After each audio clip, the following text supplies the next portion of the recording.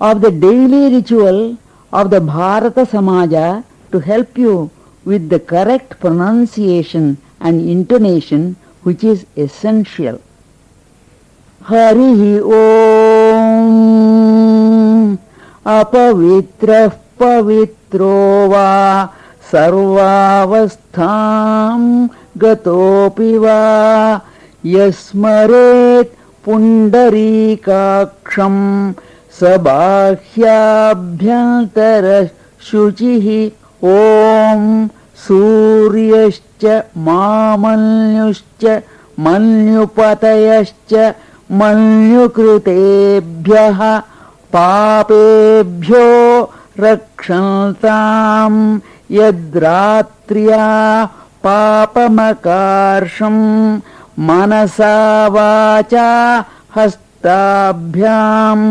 Padbhyam Udarena Shishna Ratristadavalumpatu Yatkincha Duritam Mayi Idamaham Mamamrita Yonau Surye Jyotishi Juhomi Swaha Om Agamartham tu Devanam Gamanartham tu Rakshasam Kurve Ghantāravam Tatra Devatahvana Lanchanam Apasarpantu Te Bhuta Ye Bhuta Bhumi Samsita Ye Bhuta Vignakartaras Te Gacchantu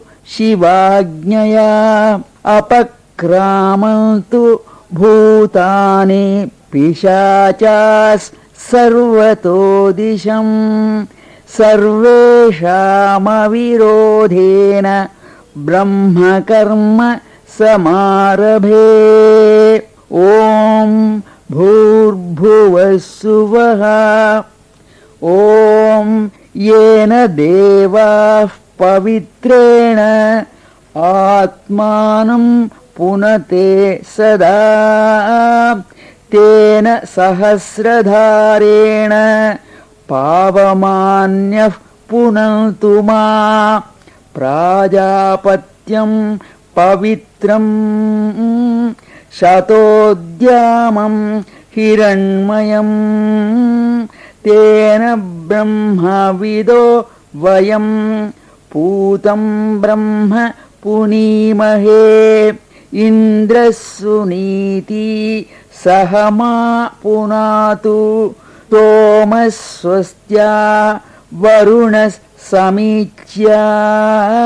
Yamo Raja Pramrinabhi Punatuma Yataveda Morjayantya Punatu Om Bhuh Om Bhuvaha Om Suvaha Om Mahaha Om Janaha Om Tapaha Om Satyam Om Tatsaviturvarenyam Bhargo Devasya Dhimahi Dhiyo Yonah Prachodayat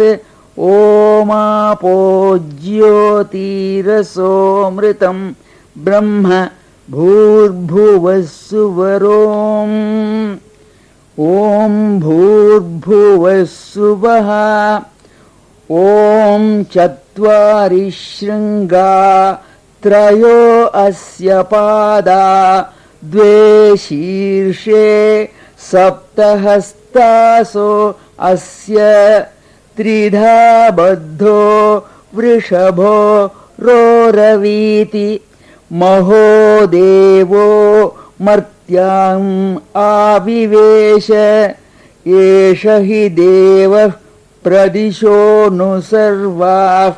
Purvo hi Jatassa Ugarbhe Antaha Savijayamanas Sajanishyamanaha Pratyang Mukhastisthati Sarvato Mukha Om ॐ अग्नये स्वाहा अग्नय इदं न मम ॐ सूर्याय स्वाहा सूर्यायेदं न मम ॐ प्रजापतये स्वाहा प्रजापतय इदं न मम ॐ अग्नेनय सुपथाराये अस्मान् विश्वानि देव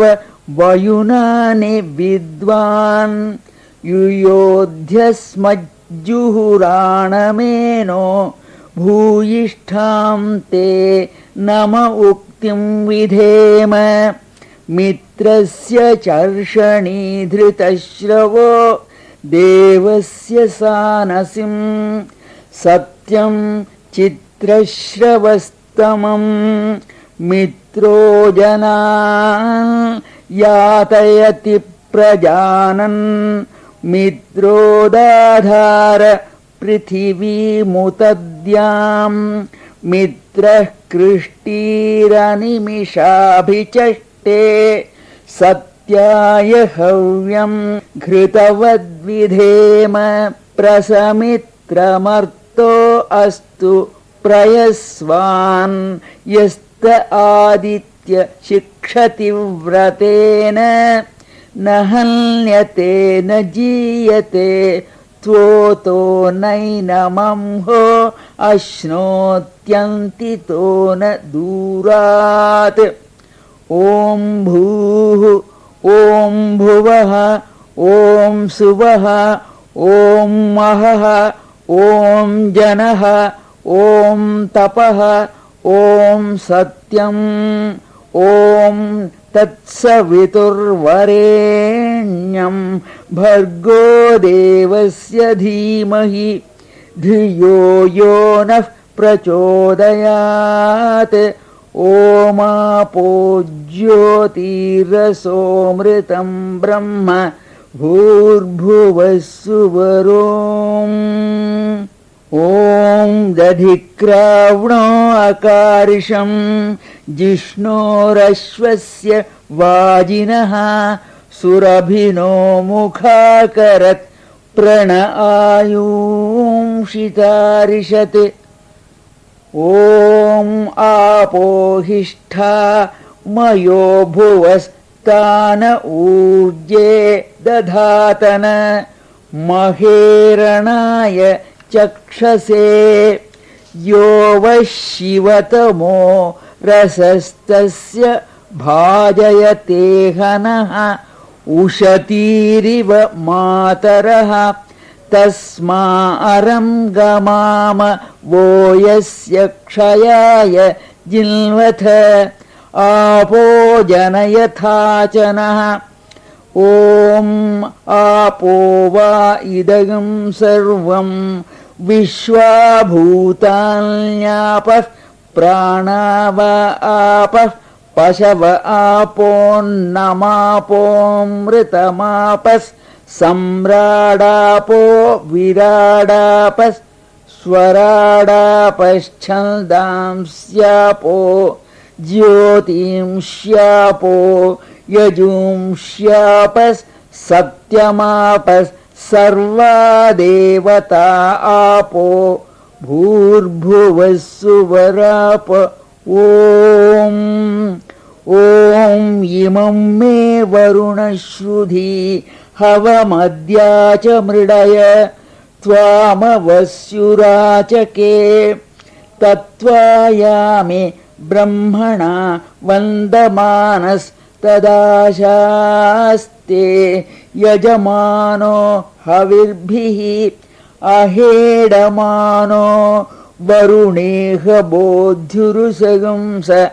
मान आयुः प्रमोषीः यच्चिद्धिते विशो यथा प्रदेव वरुणव्रतम् मिनिमसि द्यविद्यवि यत्किञ्चेदं वरुणदैव्ये जनेभिद्रोहं मनुष्याश्चरामसि अचित्तीयत्तव धर्मायुयोऽपिम मानस्तस्मादेन सो देवरीरिषः कितवासो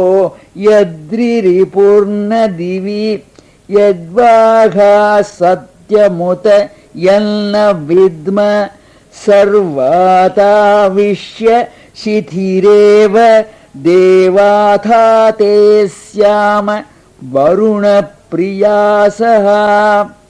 ॐ प्राणापान व्यानोदान समानामे शुद्ध्यन्तां ज्योतिरहं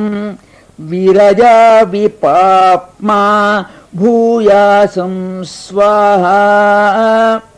ॐ पृथिव्यप्तेजो वायुवाकाशामे शुद्ध्यन्तां ज्योतिरहं विरजा विपाप्मा भूयासं स्वाहा ॐ शब्दस्पर्श रूपरसगन्धामे शुद्ध्यन्तां ज्योतिरहं विरजा विपाप्मा भूयासं स्वाहा ॐ मनोवाक्काय कर्माणि मे शुद्ध्यन्तां ज्योतिरहं विरजा विपाप्मा भूयासं स्वाहा ॐ अन्नमय प्राणमय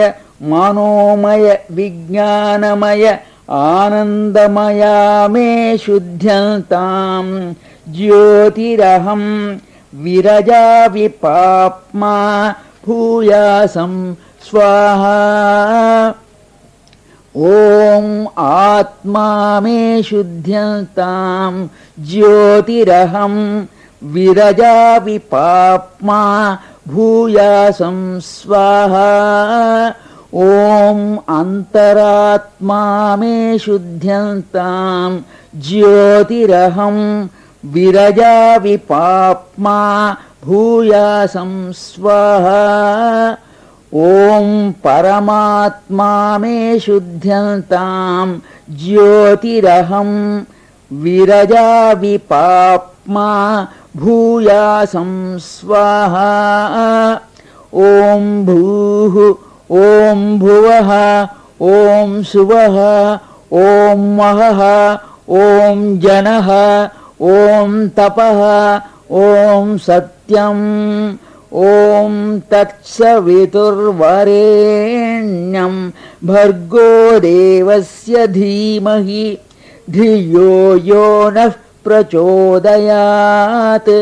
ओमापो ज्योतिरसोऽमृतं ब्रह्म भूर्भुवस्सुवरोम् ॐ आसत्येन रजसा वर्तमानो निवेशयन् अमृतं मर्त्यं च हिरण्ययेन सवितारथेना देवो याति भुवना विपश्यन् उद्वयं तमसस्परिपश्यन्तो ज्योतिरुत्तरं देवं देवत्रा सूर्यम् अगन्मज्योतिरुत्तमम् उदुत्यं जातवेदसं देवं वहन्ति केतवः दृशे विश्वाय सूर्यम् चित्रं देवानाम् उदगादनीकं चक्षुर्मित्रस्य वरुणस्याग्नेः आप्राद्यावा पृथिवी अन्तरिक्षगं सूर्य आत्मा जगतस्तस्थुषश्च ॐ आर्द्रं जलति ज्योतिरहमस्मि ज्योतिर्ज्वलति ब्रह्माहमस्मि योऽहमस्मि ब्रह्माहमस्मि अहमस्मि ब्रह्माहमस्मि अहमेवाहम् मां जुहोमे स्वाहा ॐ भूः ॐ भुवः ॐ सुवः ॐ महः ॐ जनः ॐ तपः ॐ सत्यम् ॐ तत्सवितुर्वरेण्यं भर्गो देवस्य धीमहि धियो यो नः प्रचोदयात् ओमापो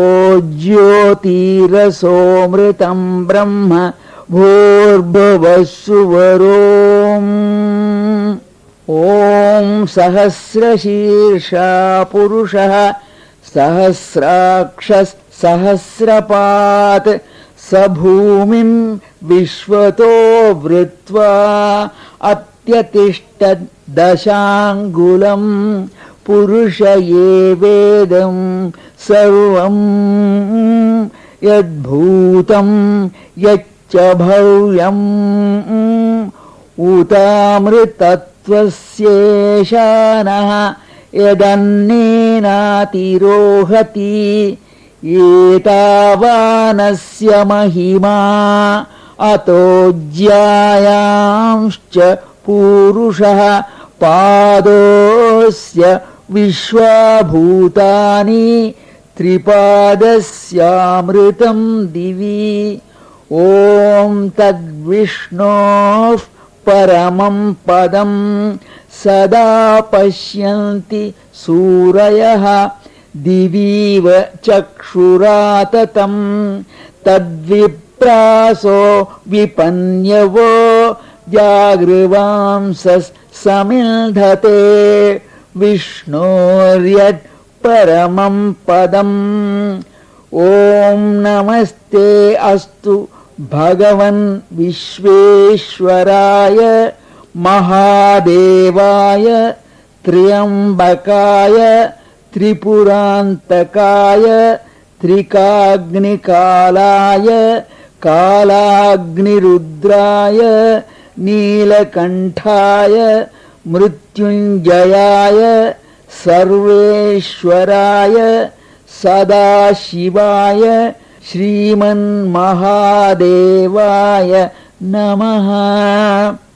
ॐ सहस्रशीर्षं देवं विश्वाक्षं विश्वशम्भुवं विश्वं नारायणं देवम् अक्षरं परमं पदं विश्वतः परमं नित्यं विश्वं नारायणं हरिं विश्वमेवेदं पुरुषस्तद्विश्वमुपजीवति पतिं विश्वस्यात्मेश्वरयं शाश्वतं शिवमच्युतं नारायणं महाज्ञेयं विश्वात्मानं परायणं नारायणः परं ब्रह्म तत्त्वं नारायणः परः नारायणः परो ज्योतिरात्मा नारायणः परः नारायणः परो ध्याता ध्यानं नारायणः परः यच किञ्चिज्जगत्सर्वं दृश्यते श्रूयतेऽपि वा अन्तर्बहिश्च तत्सर्वं व्याप्य नारायणस्थितः अनन्तमव्ययं कविं समुद्रेऽन्तं विश्वशम्भुवम् स ब्रह्मा स शिव स हरिः सेन्द्रः परमस्वराट् ॐ तद्ब्रह्म ॐ तद्वायुः ॐ तदात्मा ॐ तत्सत्यम् ॐ तत्सर्वम् ॐ तत्पुरोर्नमः अन्तश्चरति भूतेषु गुहायां विश्वमूर्तिषु त्वं यज्ञस्त्वं वषट्कारस्त्वं सोमस्त्वम् इन्द्रस्त्वम् रुद्रस्त्वम् विष्णुस्त्वम् ब्रह्मा त्वम् प्रजापतिः त्वम् तदाप आपो ज्योतिरसोऽमृतम् ब्रह्म भूर्भुवस्सुवरोम् ॐ ऋतगम् सत्यम् परम् ब्रह्म पुरुषम् कृष्णपिङ्गलम् ऊर्ध्वरेतम् विरूपाक्षम् विश्वरूपाय वै नमः ॐ भूर्भुवस्सुवः ॐ तत्सवितुर्वरेण्यम् भर्गो देवस्य धीमहि धियो यो नः प्रचोदयात् देवसवितः प्रसुव सत्यम् त्वर्तेन परिषिञ्चामि ॐ प्राणाय स्वाहा ॐ अपानाय स्वाहा ॐ व्यानाय स्वाहा ॐ उदानाय स्वाहा ॐ समानाय स्वाहा ॐ ब्रह्मणे स्वाहा ॐ ब्रह्मणिम आत्मामृतत्वाय भूर्भुवस्सुवरोम् ॐ हृद्यास्म हव्यैर्नमसोपसद्य मित्रम् देवम् मित्रधेयम् नो अस्तु अनुराधान् हविषा वर्धयन्तः शतं जीवेम शरदस्य वीराः ॐ तच्छं योरावृणीमहे गातुं यज्ञाय गातुं यज्ञपतये दैवी स्वस्तिरस्तु नः स्वस्तिर्मानुषेभ्यः